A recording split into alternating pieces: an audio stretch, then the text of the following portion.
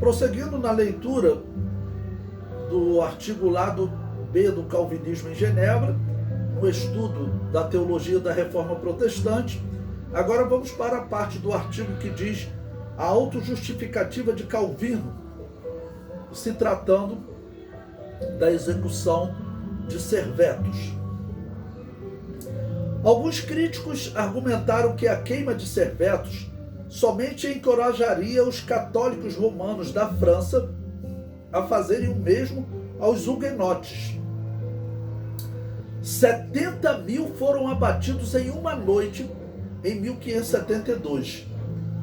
Atingido por tal oposição, em fevereiro de 1554, Calvino publicou um pesado ataque destinado aos seus críticos, em que ele publica, um texto defendendo, a ortodoxia na questão da morte de Servetus. Ele argumentou que todos aqueles que se opõem à verdade de Deus são piores do que os assassinos, porque assassinar mata meramente o corpo, enquanto a heresia condena a alma por toda a eternidade. Isso era pior do que a predestinação de Deus à condenação eterna? E que Deus instruiu explicitamente os cristãos a matarem os heréticos e até mesmo ferirem com a espada qualquer cidade que abandonar a verdadeira fé. Quem defender que é errado o que é feito aos heréticos e blasfemadores, diz Calvino, punindo-os com a morte, torna-se cúmplice de seus crimes. É Deus quem fala. Está claro qual lei ele teria mantido na igreja até o fim do mundo, de modo que não poupamos nem domésticos, nem parentes de qualquer um, e esquecemos toda a humanidade quando o assunto é combater para a sua glória. Foi isso que Calvino escreveu, defendendo a sua atitude, de condenar Servetus, ok? Alguns calvinistas dizem que não foi ele que acendeu a fogueira. Isso é um absurdo. Então o Papa não teria matado ninguém na história, que normalmente não era o Papa que matava as pessoas diretamente.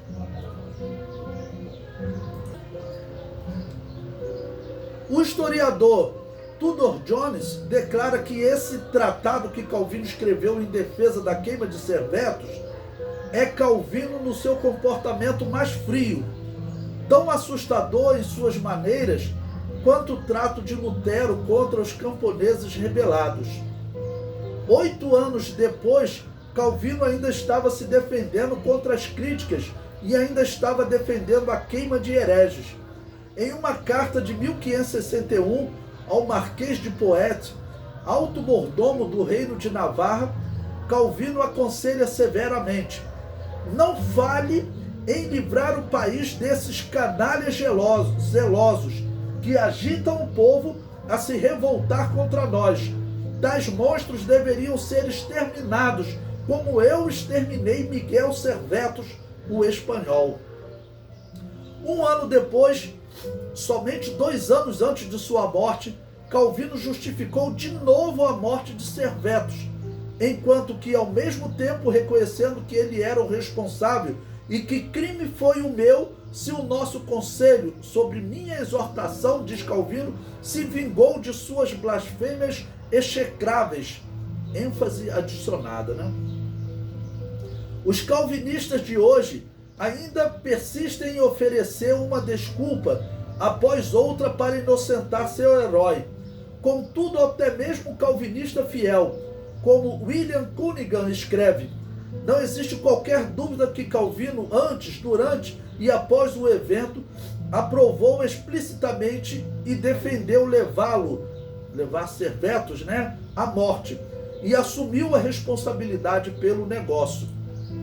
Então, esse é o exemplo desse homem, que muitos dizem ser cristão, mas que eu sempre digo, esse homem não tem chance de ser cristão.